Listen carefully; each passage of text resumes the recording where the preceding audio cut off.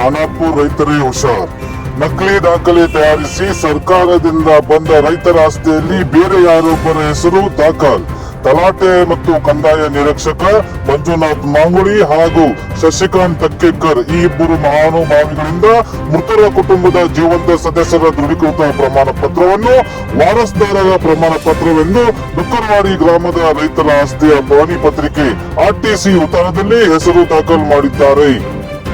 ಮೃತರ ಕುಟುಂಬದ ಜೀವಂತ ಸದಸ್ಯರ ದೃಢೀಕರಣ ಪ್ರಮಾಣ ಪತ್ರವನ್ನು ವಾರಸ್ದಾರರ ಪ್ರಮಾಣ ಪತ್ರವೆಂದು ಪರಿಗಣಿಸತಕ್ಕದ್ದಲ್ಲ ಎಂದು ಲಿಖಿತವಾಗಿ ಪ್ರಮಾಣ ಪತ್ರದಲ್ಲಿ ಇದ್ದರು ಮತ್ತು ಇದು ಕೂಡ ಫೇಕ್ ನಕಲಿ ಪ್ರಮಾಣ ಪತ್ರವನ್ನು ತಯಾರು ಮಾಡಿ ಬಹುಶಃ ಭಾರಿ ಪ್ರಮಾಣದ ಲಂಚ ಪಡೆದು ಈ ಕೆಲಸ ಮಾಡಿದ್ದಾರೆ.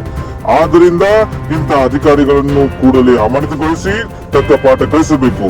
ಮತ್ತು ಖಾನಾಪುರ ರೈತರೇ, ತಮ್ಮ ಆಸ್ತಿಗೆ ಸಂಬಂಧಿಸಿದ ಎಲ್ಲ ದಾಖಲೆಗಳನ್ನು ಮೇಲಿಂದ ಮೇಲೆ ನೋಡಿಕೊಳ್ಳಿ ಮತ್ತು ಇಂಥ ಅಧಿಕಾರಿಗಳಿಂದ ಹುಷಾರಾಗಿ.